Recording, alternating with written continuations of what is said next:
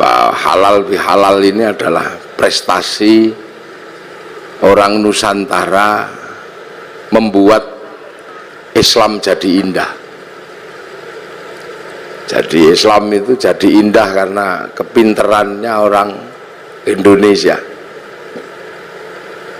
Puasa itu sebenarnya ya yang penting nggak makan dari sebelum subuh sampai maghrib, itu aja intinya, nggak makan, nggak minum, nggak jawil-jawil, intinya cuman itu.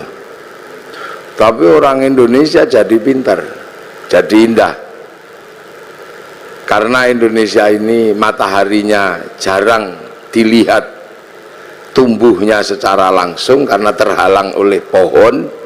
Maka di Indonesia muncul tradisi imsak. Imsak itu karena mataharinya nggak kelihatan. Di Arab nggak ada begitu, karena Arab itu kalau matahari muncul langsung kelihatan. Di sini juga puasa itu jadi indah, karena puasa orang sini lebih berat dari orang Arab. Orang Arab kalau puasa keluar rumah lihat padang pasir, nggak ada orang pengen makan padang pasir. Tapi orang sini keluar rumah lihat jambu, lihat belimbing. Maka para kiainya daripada kamu nggak khusyuk kalau puasa, sebaiknya tidur aja. Maka kemudian setelah itu tidur, dikasih dalil naumuso imin ibadatun, tidurnya orang puasa itu ibadah. Nah, karena tidur terus akhirnya kiainya sepi, maka kiainya pergi ke pasar cari mercon. Akhirnya puasa di Indonesia muncul mercon dar-dor. Maka tidak usah heran kalau ada puasa kok merconnya banyak, itu khas Indonesia. Terus kalau malam ada sahur, bahkan sekarang ono sahur ora sahur sakarepmu ono. Nah, itu kehebatan orang Indonesia. Terus selesai puasa halal kayak gini nih, minta maaf. Di Arab sana nggak ada orang kenal tetangga. Nah, di sini bebeknya nelek di halaman tetangganya, maka saling memaafkan. Kerja di pasar biasalah, itu khas Indonesia. Kenapa? Karena puasa ini harus disyukuri. Berbahagialah orang yang berpuasa dan mau menjalankan puasa, karena puasa ini nggak main-main. Ibadah yang Allah bikin alasan itu puasa, karena puasa itu seperti penyiksaan. Nggak makan, nggak minum, nggak penyiksaan. Tapi Allah kasih alasan. Puasa ini bukan kamu saja, tapi orang dulu juga tak suruh puasa. Kama kutiba alal ladzina min qablikum, seperti orang dulu. Jadi puasa ini bukan sampean aja yang disuruh, seluruh manusia dari zaman bahula itu disuruh puasa. Makanya puasa ini ibadah yang paling terkenal, karena puasa ini ibadah kuno, kurikulum lama. Ibarat sekolah, kurikulum yang nggak pernah hilang itu berhitung. Matematika itu nggak pernah hilang kurikulumnya. Puasa itu juga sama, kurikulum kehidupan yang nggak pernah dihilangkan oleh Allah. Semenjak zaman Nabi Adam sampai Nabi Muhammad. Nabi Adam itu puasa juga. Sehari di bulan tanggal 13, 14, 15 rembulan itu puasa. Terus 27, 28, 29 akhir bulan namanya puasa Ayyamus Sud. Kalau hari terang puasa Ayyamul Bid. Nabi Idris juga puasa, dikenal dengan puasa tanpa nyawa, bila roh, makanan tidak ada nyawanya, tanpa ikan, nasi mutih nih cara orang sekarang. Nabi Dawud juga puasa, sehari iya sehari enggak. Nabi Musa sebelum naik gunung Tursina puasa, Nabi Ibrahim puasa, Nabi Isa diajari puasa, Nabi Muhammad juga masih diajari puasa, Dan Nabi Muhammad dikatakan oleh Allah kama kutiba 'alal ladzina min qablikum, seperti orang dulu. Makanya puasa ini dikenal semua manusia, bahkan semua agama kenal puasa. Itu uniknya puasa. Dulu ada agama kuno, sekarang punah agama itu, namanya agama Zoroaster. Nabinya Zarathustra, ajarannya nihilisme. Kalau orang Jawa bilangnya suwung. Itu Tuhannya dua, Tuhan terang namanya Ahriman, Tuhan gelap namanya Ahura Mazda. Nah, dua Tuhan ini suka kelahi, usil.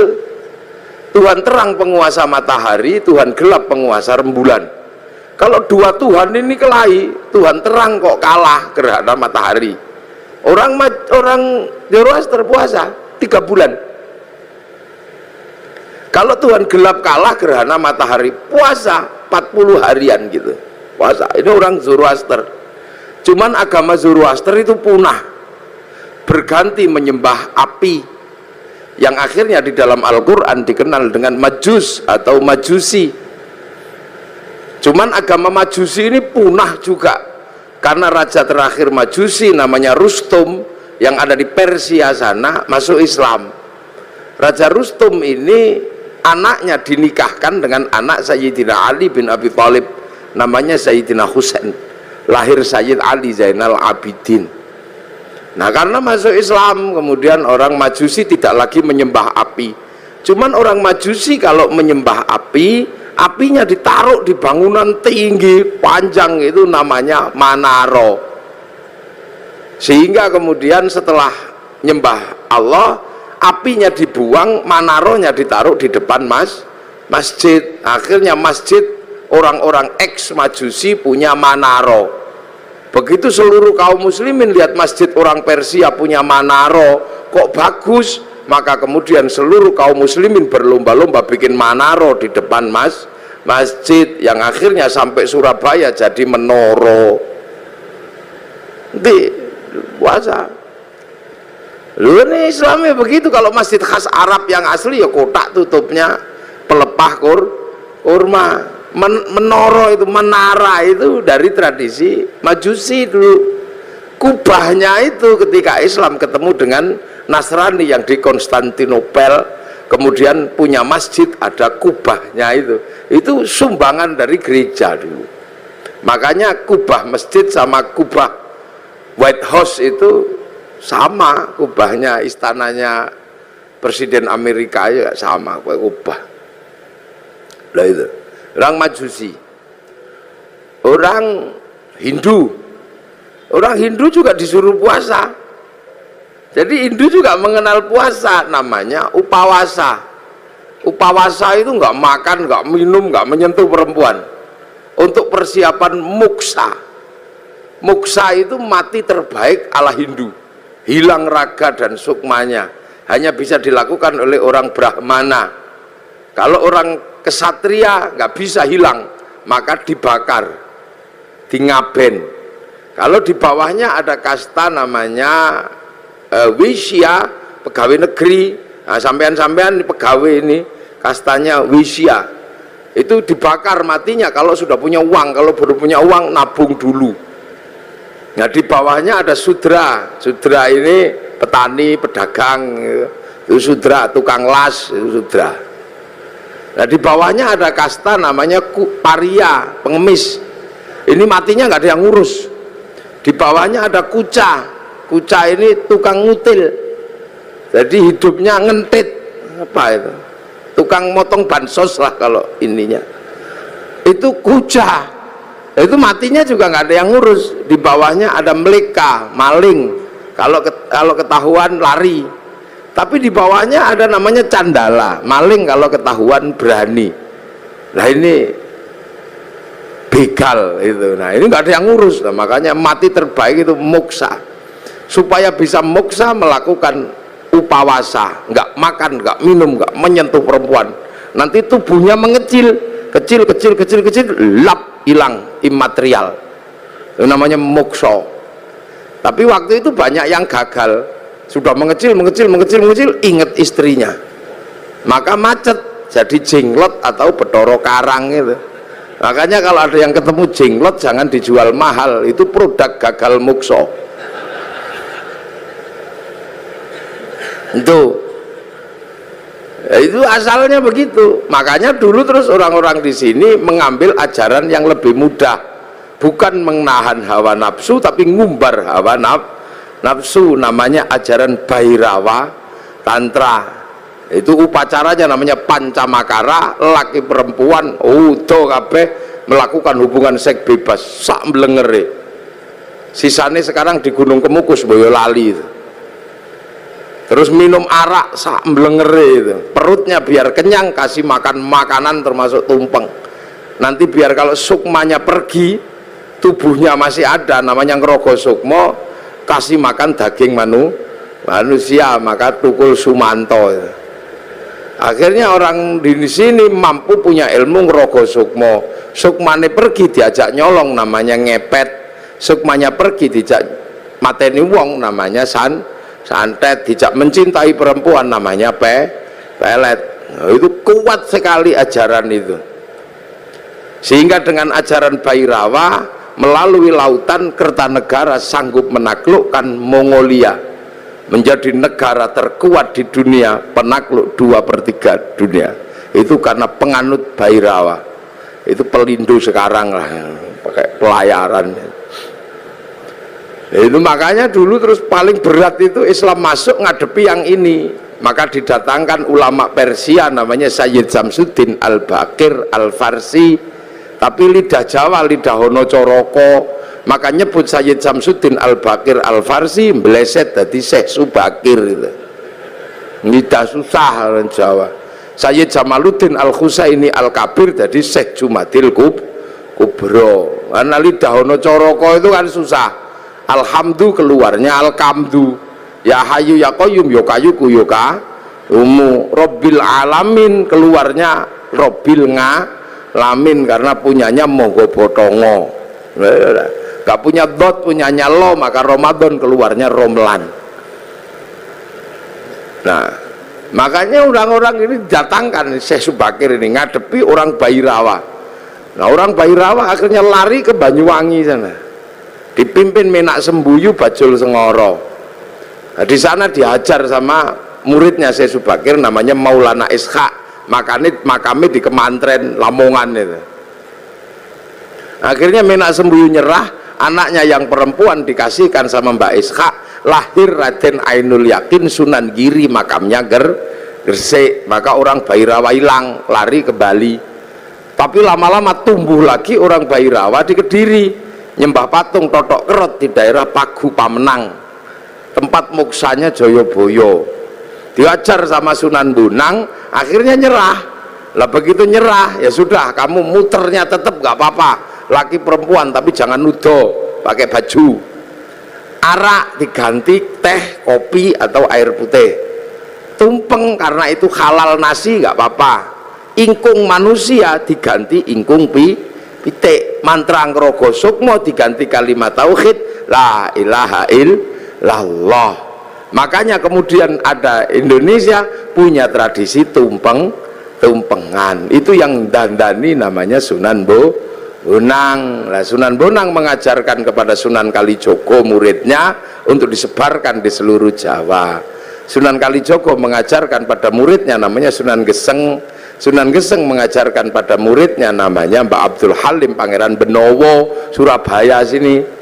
Mbah Benowo mengajarkan pada Mbah Abdul Rahman Pangeran Sambulasem, diajarkan kepada Mbah Jabar Tuban, diteruskan oleh muridnya namanya Mbah Sufyan Tuban, teruskan muridnya Mbah Abdul Halim Boyolali, punya murid Mbah Abdul Wahid Solotigo, punya murid namanya Mbah Khairon Purwodadi, punya murid Mbah Asy'ari Jombang. Nah itu Jombang lagi punya putra Kiai Hashim Asy'ari, maka pengikut Kiai Hashim Asy'ari tidak alergi sama tumpeng. Nah ini berhubung orang Jombang mesti saya jelaskan. Jadi halal bihalal Jombang, tumpeng juga Jombang. Jadi biar Jombang itu ngertinya nggak cuman besut, mancamino. Jadi puasa. Makanya karena upawasa itu nggak makan, nggak minum, nggak menyentuh perempuan.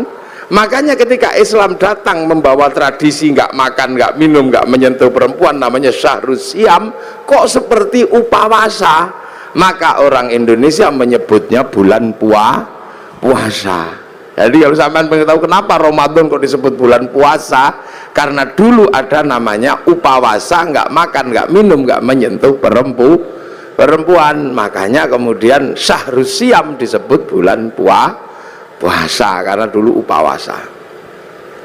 Orang Buddha itu juga pelajaran puasanya ada. Ketika ingin mendapatkan kesempurnaan menuju nirwana, ini puasa di bawah pohon bodhi, pakai kain selempang, tidak pakai daleman. Itu waktunya tidak terbatas sampai mendapat pencerahan. Agama besar Yahudi juga puasa. Kalau peringatan Yom Kippur mereka puasa. Nasrani juga diajari puasa. Kalau hari Jumat Agung menjelang Paskah juga puasa. Jadi hampir semua agama itu kenal puasa. Karena apa? Ini syariat kuno. Makanya tidak usah heran kalau ada puasa. Apalagi orang Jawa, orang Indonesia ini hobi kalau yang namanya puasa. Makanya variasi puasa terbanyak itu di sini. Ada puasa makan pupus daun namanya ngidang. Ada puasa mangan polo pendem yang di bawah tanah namanya ngerowot. Ada puasa tidak kena matahari namanya pati geni. Ada puasa gandul duit namanya ngalong. Ada puasa diem macam bisu. Ada puasa ngeluyuhur aja namanya ngidan. Ada variasi puasa itu macam-macam itu di sini. Dan bagi orang Nusantara dan orang dunia, puasa ini menempati sejarah tersendiri. Hampir seluruh cerita besar itu bermula dari puasa. Rasulullah mendapatkan wahyu setelah puasa, naik turun gunung di Gua Hira hampir dilakukan selama 15 tahun. Syekh Abdul Qadir Al-Jilani mendapatkan ma'rifatullah itu setelah puasa 25 tahun di padang pasir, dibimbing Syekh Mubarak Al-Majzumi, jadi Sultanul Aulia. Di Jawa Sunan Kalijaga rojone berandal, bisa jadi wali karena puasa 3 tahun. Sunan Geseng itu tadinya cuma tukang ngambil kelapa itu, tapi kuat puasa 3 tahun, baca Ya Hayyu Ya Qayyum, itu bisa lari di atas air dan bisa meneruskan perjuangan Sunan Kalijaga. Padahal dia keliru, yokayuku yukayumu. Saridin disuruh puasa sama Sunan Kudus, kalau kamu mau jadi penerusku yang hebat, puasa 3 tahun di atas pohon kelapa, baca Allahu Akbar, dilakukan 3 tahun, jadi pengganti para wali namanya Syekh Jangkung. Akhirnya Saridin, wong Pati pasti kenal itu, dan itu pun keliru mestinya Allahu Akbar, keliru lowo bubar. Jadi sejarah besarnya puasa, jangan sembrono. Ki Gede Pemanahan penjenengan cerita sama Sunan Kalijogo, Jeng Sunan, saya pengen juga jadi raja. Ki Penjawi dapat pati, Kang Mas Raden Fata pun entuk Demak, kabeh pun entuk. Niku Haryo Penangsang angsal Pajang, Kang Mas Joko Tingkir dapat Pajang, Haryo Penangsang dapat Jipang. Saya dapat daerah mana? Ki Gede Pemanahan matur Sunan Kalijogo, ya ndak ada, semuanya sudah habis yang baik-baik, tinggal 5 tempat, itu pun tempat setan. Tempat setan pertama ada di ujung timur namanya Alas Purwo. Tempat setan kedua ada namanya Alas Roban. Tempat setan ketiga ada namanya Alas Larangan Cirebon. Tempat setan keempat ada namanya Alas Ketonggo Ngawi. Lah tempat setan yang kelima namanya Alas Mentau lereng Merapi. Makanya kamu milih yang mana? Milih Mentau aja. Wah, kalau kamu milih Mentau setannya gede-gede, kamu puasa 20 tahun biar ditemani sama Ki Ageng Giring, jangan turun, puasa 20 tahun di Bang Lampir Gunung Kidul. Ini Pak Doso pasti tahu itu bekas bokongnya itu sampai nyitak begini. Akhirnya apa? Mampu betul Bubak Alas Mentau ditemani Ki Gede apa Ki Gede temani Ki Ageng Giring. Bubak Alas Mentau punya anak namanya Danang Sutawijaya, mampu menjadi raja. Bubak Alas bikin negara namanya Mataram, yang akhirnya dipecah Belanda jadi dua, Jogja sama Solo, yang akhirnya dipecah lagi Hamengkubuanan, Pakualaman, Mangkunegaran, Kasunanan. Puasa itu. Ki Ageng Pengging pengen punya anak jadi raja, suruh puasa sama Sunan Kalijaga 7 tahun. Akhirnya punya anak namanya Joko Tingkir jadi Rojo Pajang. Puasa. Calon Raja Mataram itu ada yang nggak mau jadi raja karena takut kalau jadi raja tidak alim. Maka dia keluar dari kerajaan namanya Raden Bagus Harun, menempuh perjalanan spiritual puasa 7 tahun di daerah Ponorogo, Kampung Pagotan, di samping sumur, yang sumurnya itu akhirnya ditirakati selama 7 tahun. Tahun ke-7 sumurnya itu naik airnya 7 meter, tanggal 27 Ramadan. Aku dapat Lailatul Qadar. Maka sumurnya dikatakan dengan nama sumur Sewu Wulan. Karena sumur Sewu Wulan maka kampungnya sekarang disebut Kampung Sewulan, di belakang pabrik gula Pagotan itu. Raden Bagus Harun akhirnya punya anak perempuan galaknya luar biasa, dikenal dengan nama Nyi Ageng Alap-alap. Kalau ngamuk naik di atas pohon. Dinikah Raden Santri, punya anak namanya Mbah Makdum. Nikah punya anak Mbah Maklum, nikah punya anak Mbah Tafsir Anom, nikah punya anak Mbah Qolyubi, nikah punya anak Mbah Ilyas.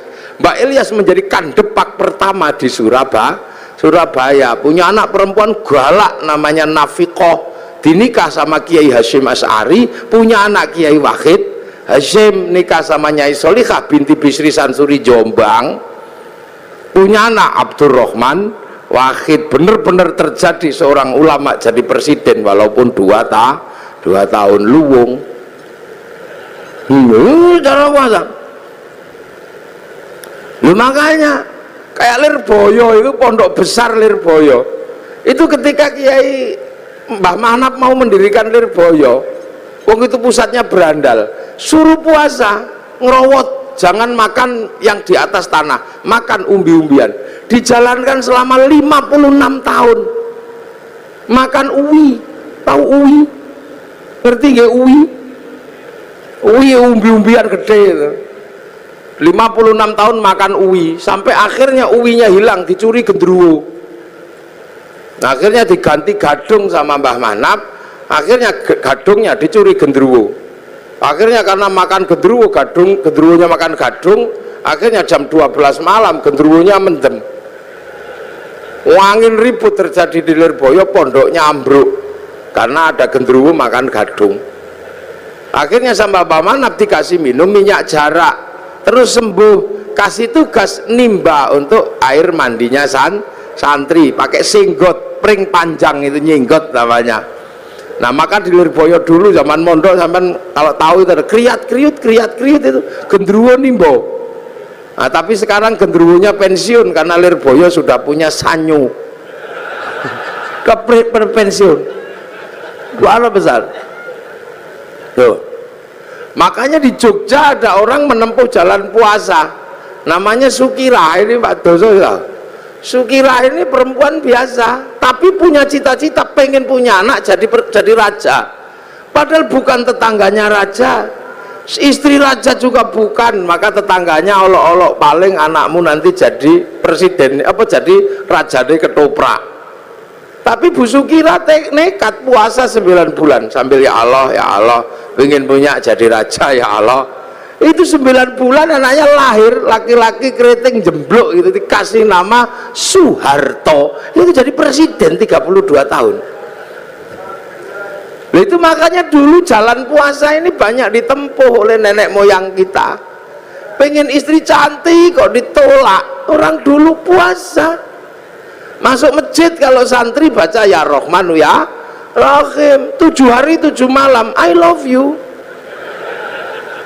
Ya, kalau nggak mau ya Rahmanu ya Rahim, ya cari pohon besar, bawa beringin di kantor Pelindo itu, baca sunah mata kaji hajiku jaran goyang. Ya I love you sama saja, yang penting puasa. Lu puasa ini menghasilkan energi yang luar biasa. Ini yang kadang manusia akhir nggak ngerti. Makanya ayam aja ngerti kalau pengen neteskan telur puasa 21 hari. Nanti ayam netes. Ulet itu kalau pengen terbang dia puasa, jadi kepompong ngepompong dulu baru terbang jadi kupu. Ular itu kalau mau melungsungi ya puasa, nanti kulitnya ganti lebih mudah lah lagi. Makanya kita berdoa semoga puasa kita seperti puasa kupu-kupu, puasanya ulet habis jadi kepompong terbang jadi kupu-kupu. Jangan kayak puasanya ular, setelah puasa tetap aja keluar ular, sekali ulo tetap ulo. Itu jangan puasa. Dukun-dukun bayi dulu itu bodoh-bodoh, ndak pinter, cuman yok apa lo kuato, tapi puasanya kuat ya bul gitu ya keluar. Dan puasa ini nggak pandang bulu, dibikin baik ya mandi, dibikin jelek ya mandi. Makanya dukun-dukun santet itu kalau puasanya kuat, santetnya ya teksek. Bahkan orang cari nomor juga puasa. Loh, ini puasa ini menempati ranking tersendiri. Makanya orang-orang tua dulu hobi yang namanya puasa itu. Kalau punya hajat atau besar puasa deh, puasa. Hasil saya pernah punya pengalaman orang naik daftar tentara nggak keterima. Oh, ini angkatan laut. Daftar angkatan laut itu nggak keterima karena tingginya kurang 5 cm. Udah daftar kemana-mana nggak keterima. Akhirnya saya suruh puasa 3 hari. Hari pertama 3 teguk 3 kepal buka sahurnya. Bacaan apa Gus? Moconen wodowo. Dibaca selama 3 hari wodowo. Begitu waktunya daftar diukur lebih 5 cm. Untung ora iku nih sing dawa kan. Kudune kan dhuwur tapi keliru saya perintahnya, tapi karena yakin begitu diukur naik 5 cm. Tasyakuran motong sapi, begitu motong sapi saking senengnya saya ukur ternyata kurang 5 cm lah. Waktu itu meterannya yang mengkeret atau yang baca yang bingung. Nah sekarang ada di angkatan laut Surabaya, maka cari aja kalau ada tentara yang kurang 5 cm ya dia itu.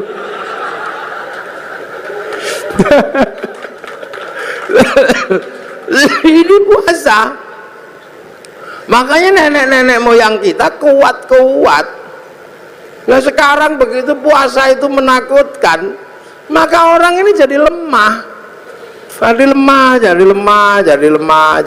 Dulu orang Jawa, orang Indonesia ketemu singo gitu kita ikut semilar, singone lari. Orang sekarang begitu takut puasa, jangankan sama singa, sama melinjo takut. Nih monggo Pak melinjo ora samura tahu. Santen itu enggak, kenapa? Kolesterol, penyakitnya banyak karena nggak ada orang mau puasa. Akhirnya begitu remuk masuk rumah sakit, dokter harus menangani orang sakit, tapi ketika orang sakit mau ditangani dokter mengatakan puasa. Ya, puasa dulu, kalau nggak puasa saya nggak mau ngoperasi. Makanya pasien yang mau dioperasi pun harus puasa. Lu dokter aja ngerti, nah sampean kadang nggak ngerti, mumpung masih sehat poso. Jangan kok tiap bulan puasa datang poso maneh. Lu itu caranya Allah. Dari dulu manusia dikasih senjata yang luar biasa namanya puasa. Gitu. Makanya kalau ada people power enteng-entengan, ada puasa enteng-entengan. Apa puasa enteng-entengan? Diet. Nah diet itu puasa enteng-entengan. Kan Pak Amin kan mengatakan ada people power enteng-entengan. Nah, puasa enteng-entengan juga ada, namanya diet. Karena kalau diet kenemenen dead. Nah inilah ya. Jadi ini dari zaman kuno. Makanya orang itu kalau puasanya rajin, kuat, nggak takut apa-apa, sehat. Nah sekarang manusia ini dengan puasa takut. Jadi puasa ini kiri kanan oke. Gaya apik mandi, bikin jelek ya mandi. Cuman puasa kita ini berbeda. Kalau puasa yang diajarkan oleh Allah ini la'allakum tattaqun, agar kita menjadi orang bertakwa. Apa sih takwa itu? Takwa itu adalah menghadapkan wajah kemanapun, merasa diawasi oleh Allah. Itu. Oh ini ngaji kalau di syuting itu ya gini, jadi panas. Lampune siji loro, ngerti wong pelindung Kiai ireng. Lampune diakeh, Pak Doso ngerti Kiai ireng lampune sing akeh. Mengarah ke saya semua ini lampunya, bau panas. Jadi walaupun saya ngadep ke sana, saya nggak lihat ada perempuan di sini, nggak kelihatan. Oh lampunya ke sini. Takwa itu apa? Menghadapkan wajah kemanapun, merasa dilihat Allah. Nah, makanya orang bertakwa itu menjalankan perintahnya, menjauhi larangannya, karena kemanapun merasa melihat Allah. Nah kenapa kalau merasa melihat Allah, merasa dilihat Allah, merasa diawasi Allah kok harus puasa? Ya memang itu caranya, karena manusia itu nggak kenal Allah, ini nggak kenal. Tapi manusia yang asli kan kenal. Manusia itu yang asli kenal Allah, harus tahu ketemu kok. Sudah pernah depan sama Allah manusia itu. Ditanya sama Allah, kamu lupa nggak kalau aku ini Tuhanmu? Enggak ya Allah, aku akan ingat engkau Tuhanku. Alastu bi rabbikum? Qalu bala syahidna. Ya saya akan. Ya sudah, kamu turun sekarang. Fanfukhur ruh, maka manusia dari langit diturunkan ke dunia. Langit busuh turunkan ke dunia. Ditaruh di mana? Ditaruh di daging dunia lah. Daging ini produksi lokal dari makanan orang tua. Orang tuanya makan diproses di perut, dikeluarkan jadi jadi umbel, jadi apa. Nah makanan manusia yang paling intinya itu disimpan di sini, namanya nutfah. Nutfah itu zat hidup yang ada dalam setiap makanan. Karena Allah berfirman, idza arada syai'an ayyaqula lahu kun fayakun. Simpen di sini namanya nutfah atau mani. Maka nanti kemudian dicampur, punya bapak punya ibu, produk dunia ini, Pak Doso, lampunya dimatikan terus dicampur itu. Terus nanti dititipkan ke rahim ibu. 3 bulan jadi segumpal darah, 4 bulan jadi segumpal daging. Nah kalau sudah jadi daging, maka kemudian nyawa turunkan, manusia yang dari langit diturunkan masuk ke dalam daging. Nah begitu masuk ke dalam daging lah, proses casingisasi dilakukan, ditempelkan, manusianya ditaruh dalam daging, dagingnya ditambah, kasih tulang, kasih tiang, kasih ikat otot, bungkus kulit, tumbuhkan rambut, 9 bulan keluar. Begitu keluar, manusia yang asli sudah di dalam, yang kelihatan bungkusnya. Lah bungkusnya ya tergantung yang buat, karena yang buat itu pesek ya keluarnya pesek. Kalau yang bungkusnya kok mancung ya keluarnya mancung. Kalau yang bikin bungkusnya kok cantik ganteng, nah keluarnya ini.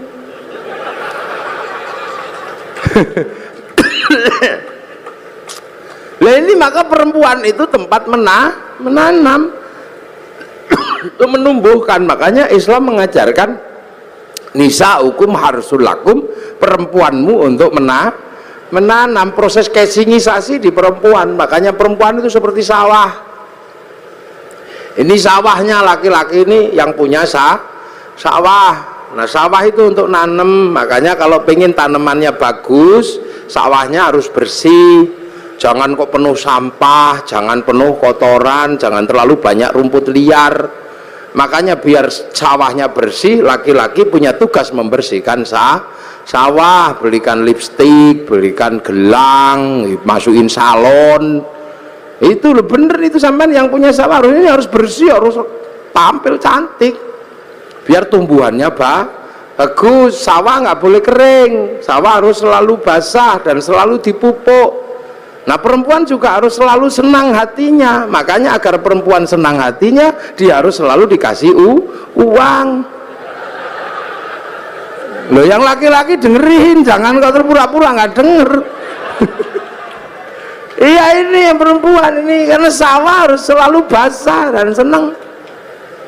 Sawah itu kalau dikasih tanaman nggak boleh dibakar, maka begitu juga perempuan kalau ditanami nggak boleh dimarahi, maka perempuan itu nggak elok kalau dimarahi. Iya, perempuan kalau marah-marah boleh,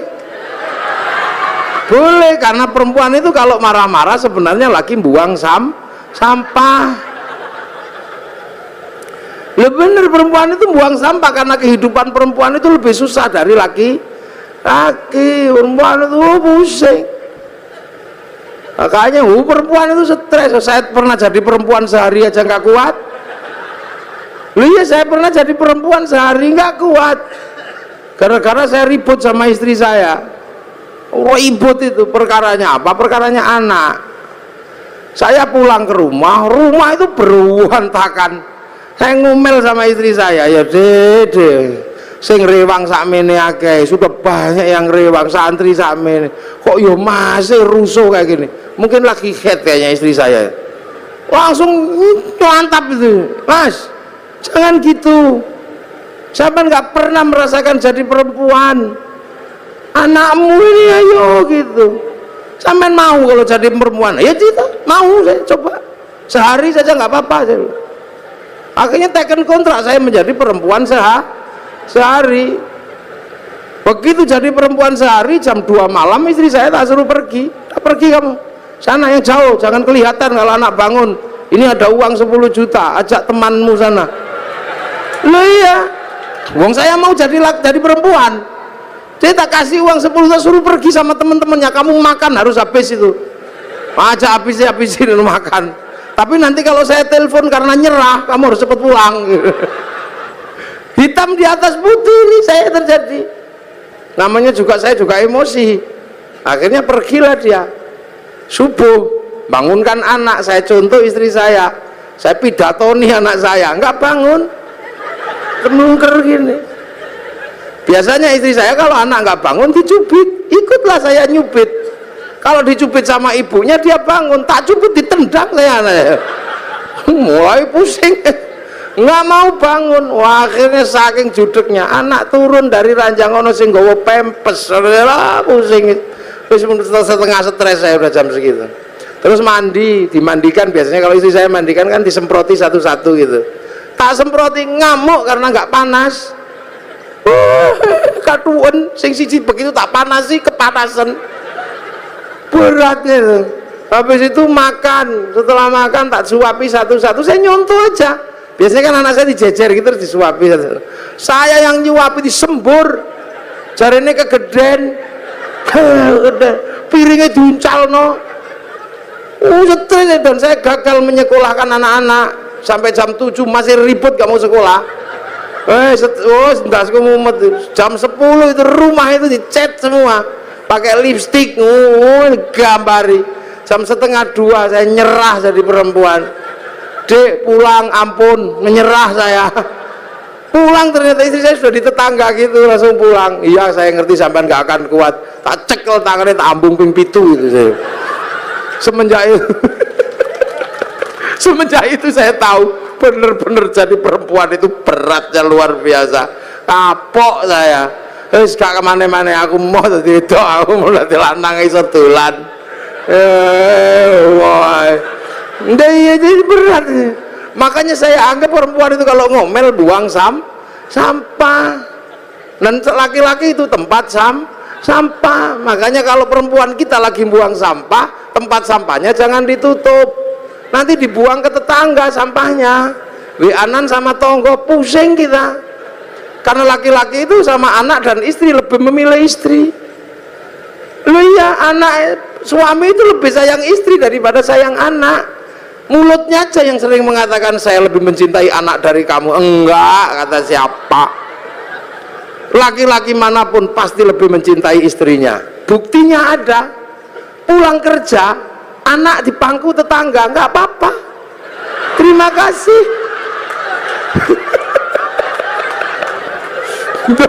Iya, pulang kerja gitu anaknya di pangku tetangganya, terima kasih, matur nuwun nggih pun ngomong anak kula. Coba kalau istrinya yang di pangku tetangga, oh langsung bawa arit. Itu tandanya bahwa suami lebih cinta istri, kayaknya aja.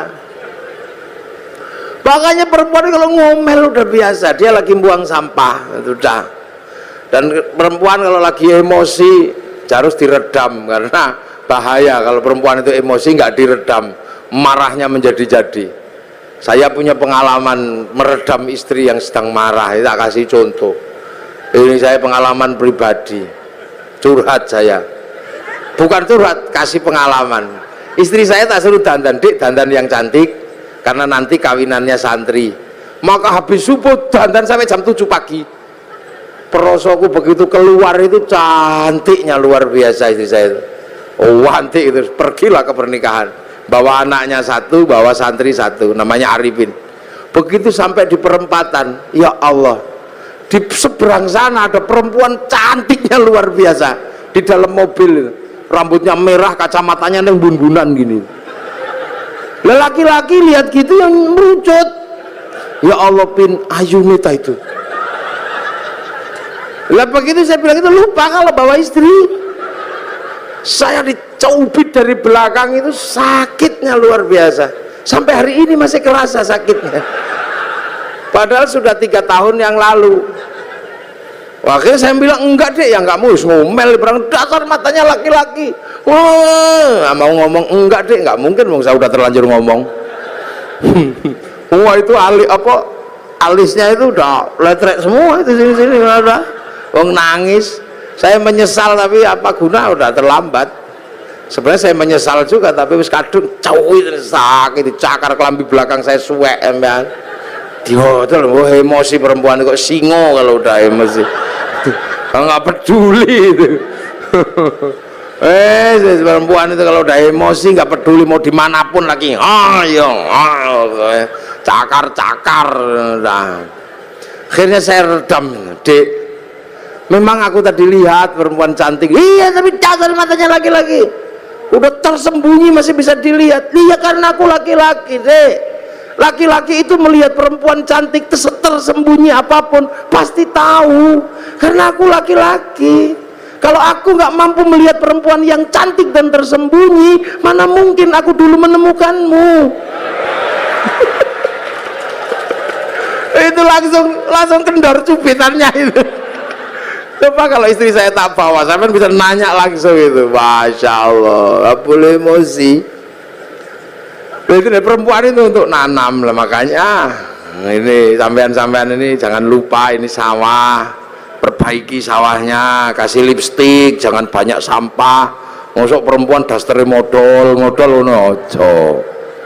Kasih uang biar senang perempuan itu. Kalau senang hidupnya tentram, anaknya juga ikut senang. Jangan suka dimarahi, kalau dimarahi emosi perempuan, kalau dimarahi panas hatinya. Di bawah hati, di atas hati ada payudara, karena jantung itu di bawah payudara.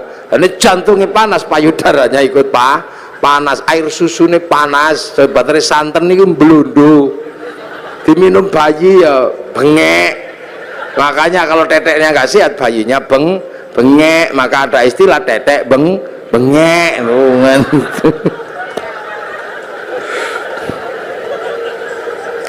Nah itulah perempuan itu nanam untuk membuat proses casingnya manusia lah. Casing ini dunia, makanya manusia ini casingnya aja, ini tergantung yang nyita aja. Ini dunia, ini casingnya.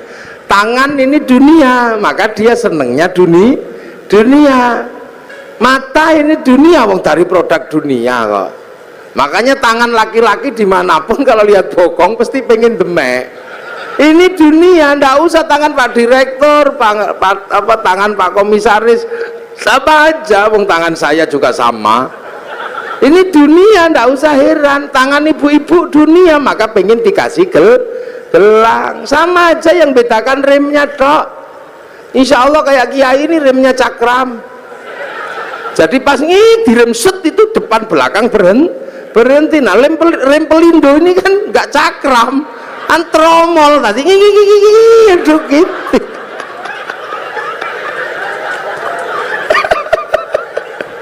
Lah ini dunia. Loh makanya yang dunia, yang berasal dari dunia, ya senengnya dunia. Mata ini senengnya dunia, kaki ya senengnya dunia, telinga senengnya dunia. Nggak usah heran. Makanya kalau kita dengar adzan Allahu Akbar, Allahu Akbar, yang nyawanya, yang manusia yang asli, yang dari langit, yang kenal Allah, tek pengen sholat, tapi bokong ini kan dunia. Makanya duduk aja sampai kiainya Rabbana ya Rabbana, karena nunggu bokongnya belum berangkat. Robbana ya Robbana udah kelamaan nggak dateng ya tombo ati pegel ya nambah niatine dewe. Kalau udah capek nggak dateng baru kiainya ngamuk, diuruki anjang baru jeruan dal teko itu. Itu dunia ya begitu. Ada orang minta gitu, paring den tek pingin ngasih yang nyawa ini, yang akhirat. Tapi tangan ini kan dunia, begitu masuk saku, oh kasap 1.000, minggir 50, cari yang 2.000, lemas itu ya biasa. Yang donya. Makanya jangan heran kalau sholat Allahu Akbar. Ini kan pengen ngadep Allah, ini wajah tuh iya. Tapi mata ini dunia, ya nggak bisa. Begitu melek ini ya. Oh, sarungnya bolong ya, bisa. Allahu Akbar. Kuping ini dunia, begitu toh tet, bel kantor masuk. Kalau ada bakso, ting bakso. Hujan kretek, ya Allah sepatuku kudanan. Nggak bisa yang dunia, wong ini memang dunia. Allahu Akbar. Bismillahirrahmanirrahim. Sabbihi isma rabbikal a'la alladzi khalaqa fasawwa walladzi qaddara fahada. Suwe. Lama ini yakin suwe.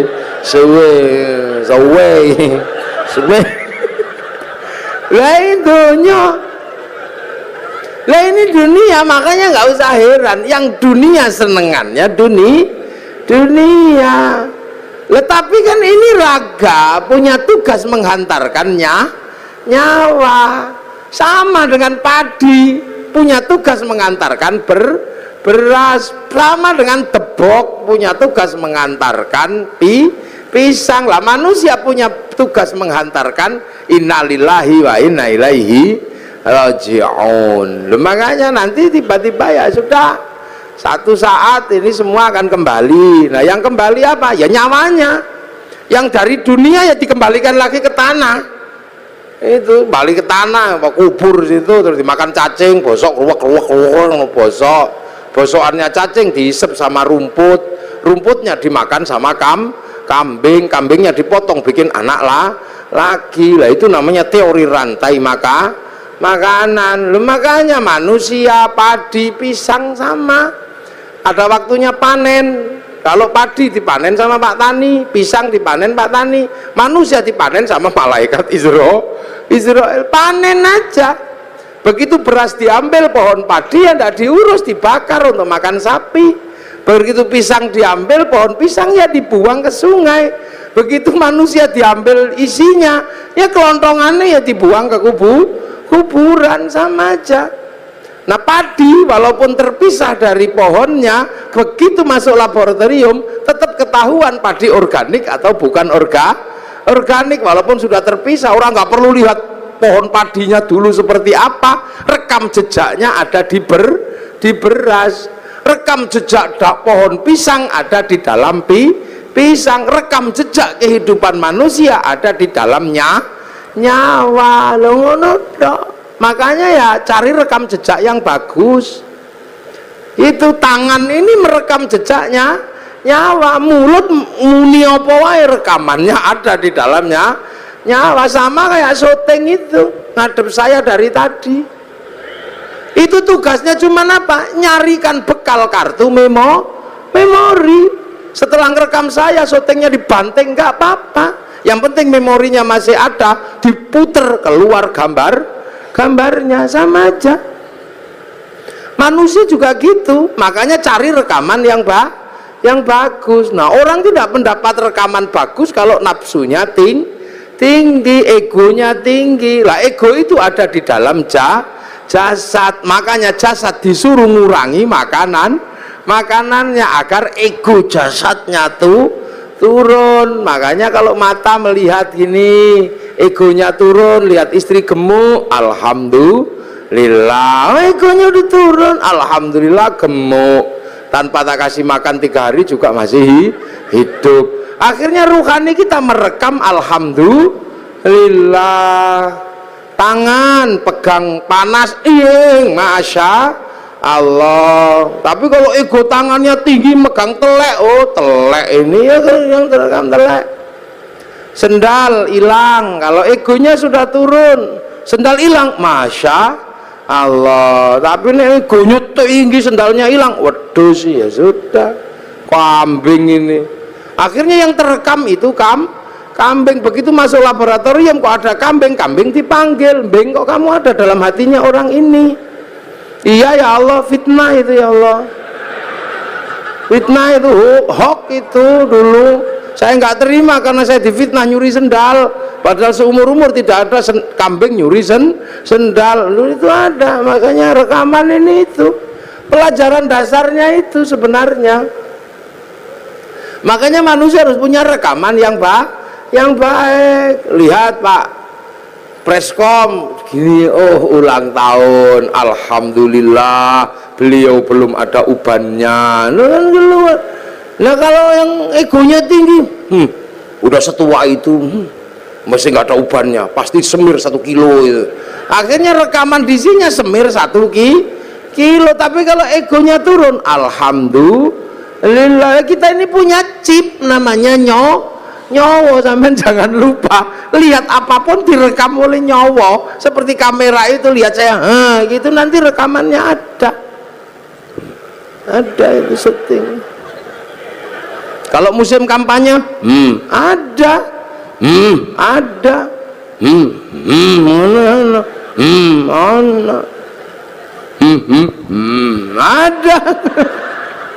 itu rekamannya ada semua itu di situ nanti. Sama dengan manusia, dingke wong adus, ono sih rekamane.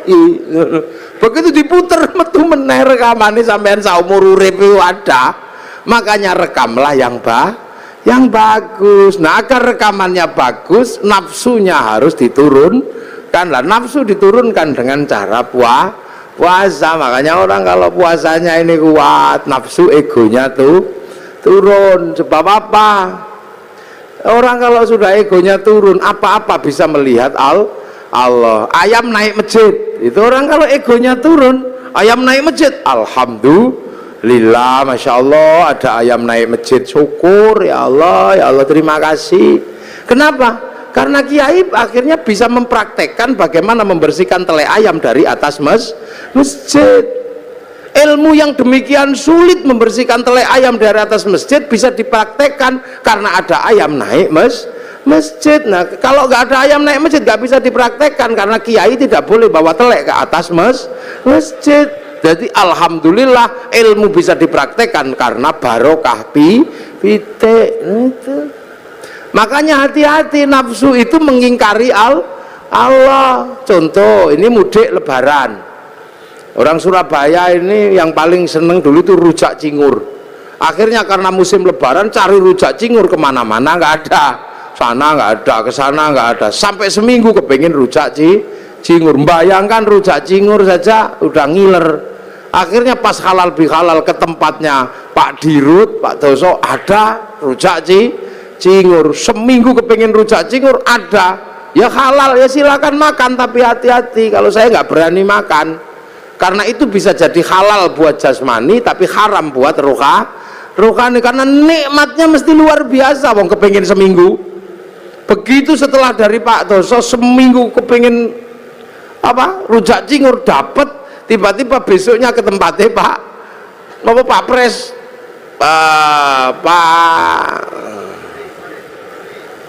komut. Nah, istilah yang susah buat kiai itu, komut itu komisaris utama. Nah itu gimana Pak komisaris itu tiba-tiba ada ini rujak cingur yang sama, tapi karena kemarin sudah dapat, akhirnya monggo sampun Pak, sampun monggo sampun, karena udah nggak kepingin, tapi karena nggak enak sama Pak komisaris ya dimakan.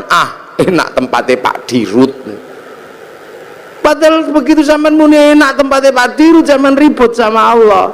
Wong hari ini dibagi yang ini kok masih nggak terima, membayangkan yang kemarin. La in syakartum la azidannakum wa la in kafartum inna adzabi lasyadid. Nah, inilah. Jadi ini makanya orang kalau puasanya kuat-kuat, ini nafsunya turun, kemanapun kembali kepada Allah. Nah, itu loh, maka la'allakum tattaqun, semoga kita menjadi orang yang bertakwa. Lah makanya nafsu ini kalau udah turun, hidup jadi enak, indah. Makanya kita ini kalau orang-orang yang sudah bertakwa enak, lihat apapun kembali kepada Allah. Ini di belakang ada tema keragaman, ya keberagaman apapun juga dari Allah. Makanya orang nafsunya turun ya nggak ribet. Lihat orang Jepang nggak perlu emosi, lihat orang Cina nggak perlu emosi, lihat orang Yahudi nggak perlu emosi. Toh kita hidup bersama sama. Sekarang orang Jepang nggak datang, tapi mic-nya datang. Ini yang bikinan Jepang. Ya, jadi kita ngaji ini pun melibatkan orang Jepang. Kita ngaji melibatkan kipas angin mereknya Maspion, Cino sih gawe. Kalau kita malam longok-longok pengen ngerokok, gudang garam Cino. Pergi haji kita nggak bisa jalan kalau nggak ada pesawatnya orang Yahudi. Wong Pak Habibie disuruh bikin pesawat nggak jadi, wong namanya tetuko, sing teko ratuku tuku, sing tuku rateko teko. Makanya kiai-kiai nggak ada yang ribet. Istri kita cantik-cantik karena parfum dan bedaknya orang Prancis. Nasrani karena bedak Surabaya nggak mau make, wong beras ditumbuk ya blonteng kah. Biasa aja hidup itu begitu. Iya, kita ngaji gini misalnya, ya ngaji ini baik, wong pengajian. Ya makanya kalau saya mengatakan saya lah orang terbaik hari ini, ya bisa saja, wong saya sendirian ngomong di depan minumannya banyak. Tapi saya juga nggak bisa terbaik di sini karena baiknya saya ada panitia yang bikin pengajian. Kalau nggak ada panitianya ya saya nggak ada di sini. Lalu terus siapa yang terbaik? Ya panitia pasti mengatakan saya yang terbaik. Saya mengatakan kalau saya nggak datang pengajianmu jelek. Lah itu baru dua udah ributnya luar biasa. Belum lagi kalau sampean ikut-ikutan, ya ini menjadi baik karena saya mau hadir. Coba kalau saya nggak ada yang datang, itu bukan pengajian namanya. Lah apa? Cek sound. Kayak gini. Lah orang-orang yang sudah mengembalikan semua kepada Allah, enak, nggak ribet, biasa aja orang. Terus kita misalnya ini pengajian jadi indah karena ada yang nata kursi. Apa yang nata kursi itu sholat subuh? Ya belum tentu. Jangan-jangan yang nata kursi nggak sholat subuh, tahu. Sama kita makan jadi enak karena apa? Ada bumbu. Bumbu bisa enak karena diulek pakai cowek. Kita nggak pernah tahu waktu bikin cowek itu bikin cobek. Jangan-jangan pas airnya kurang dikencingi juga nggak tahu gitu. Hidup itu indah. Jadi orang itu kalau sudah mengembalikan semua kepada Allah, nyaman, udah gak ribet. Orang Surabaya ini nggak punya garam, yang punya garam orang Madura. Sampai nggak tahu waktu orang Madura bikin garam, jangan-jangan kebelet pipis kolamnya dipipisi, ya nggak ngerti kita. Makanya jangan mudah berburuk sangka sama orang, biasa aja hidup itu. Ini makanya akhir-akhir ini begitu orang takut puasa, ini orangnya ribut aja, dikasih apa ribut, dapat apa ribut, orang biasa aja. Ini ngaji, ya ini ngaji, ini minumnya kopi ini kita nggak ngerti, jangan-jangan yang metik kopi ini belum gajian, ini kita nggak tahu, jangan-jangan yang metik kopi malah mati digigit ular. Maka semua kembalikan aja deh kepada Allah. Nah ini syaratnya apa? Nafsunya turunkan, minimal dengan mengurangi makan kita bisa berlatih untuk menghadirkan dalam setiap kehidupan merasa ada Allah, sehingga apapun rekamannya bagus. Makanya kepala sering diajak ngerekam kalau zikir la ilallah, biar kepalanya ini merekam Allah, tangannya pakai tasbih Allah, ya Allah, ini rekamannya Allah, semua direkam. Makanya sampean jangan heran, rekaman kita ini terhubung langsung dengan servernya Allah, namanya Lauhil Mahfud. Sama kayak sampean, karena punya kartu handphonenya bisa di GPS kemanapun, sama dengan manusia mau lari kemanapun di GPS sama Allah. Ya inilah, ini yang bisa kita ambil dari yang namanya puasa itu ini. Nah ini halal bihalal ini Pak, ini amma ba'du. Nah ini baru muqaddimah selesai. Lu saya belum mulai ngaji, kan saya baru amma ba'du. Lu ngajinya kiai itu ada amma ba'du, dari tadi sudah amma ba'du belum saya? Ya belum, ini baru amma ba'du, jadi ini baru muqaddimah, ini baru pembukaan. Nah ini artinya ini, pokoknya tahun depan ini jangan kaget, puasa aja deh itu. Jadi jalani puasa dengan sukacita, makan ya silahkan, boleh kok puasa itu. Kalau nggak tahan makan boleh aja, tapi jangan masuk ke belakang kintil-kintil itu. Kapan haus pengen es jeruk apa pengen es kopior gitu, minum aja, kamu boleh, yang penting tidak masuk ke belakang kintil-kintil di leher ini loh. Batas mulut itu kan di kintil-kintilnya itu. Makanya sikatan boleh, nyicipi makanan boleh, tapi jangan masuk ke belakang kintil-kintil itu. Batas mulut itu bukan di sini, tapi di dalam itu yang ada kintil-kintilnya itu lah. Nah kalau tidak masuk ke belakang itu, kemu boleh, sikatan boleh. Apalagi sikatan karena bukan makanan, jadi tidak ada orang niat makan odol, itu tidak ada. Tapi kalau es campur begitu masuk ya haram, langsung batal. Enak kok puasa itu. Yang tidak boleh itu ngentut di air, karena kalau ngentut di air, airnya langsung masuk celup ke dalam. Saya udah membuktikan berkali-kali kalau renang kentut, begitu yang keluar pertama air cur gitu. Makanya sampean kalau enggak bisa paling gampang kentut di dalam air, nanti dia berfungsi seperti apa yang biasa dicelup, no itu apa, dulu kolak, sama kayak gitu. Nanti terus langsung mulek terus keluar. Nah itu tidak boleh. Makanya puasa itu nggak boleh kentut di air, karena airnya masuk. Tapi kamu nggak apa-apa, ngemut permen lollipop juga nggak apa-apa. Yang penting tidak masuk ke belakang kintil-kintil itu batasnya di situ. Itu batas minimalis pokoknya. Jadi puasa itu kangen sama istri, wel nggak apa-apa, boleh. Yang penting jangan di situnya aja. Ini yang kadang orang tidak memahami, dipikir ngono ra oleh demok, boleh aja. Keuangan ya wal gludung. Yang penting jangan itunya aja. Kalau bisa, kalau enggak ya jangan. Ini apa sih itu? Sore-sore masak, ngicipi boleh, yang penting tidak ditelan sampai ke belakang kintil. Itu aja. Nah inilah makanya semoga ini mengingatkan kita semua tentang puasa. Selebihnya nanti ada hal yang lain, kalau masih ada waktu ya kapan lah kita sambung lagi. Ini muqaddimah aja untuk menjelaskan biar kita nggak takut puasa. Karena puasa ini kama kutiba alal ladzina min qablikum. Mudah-mudahan ada manfaatnya. Ihdinas siratal mustaqim. Assalamualaikum warahmatullahi wabarakatuh.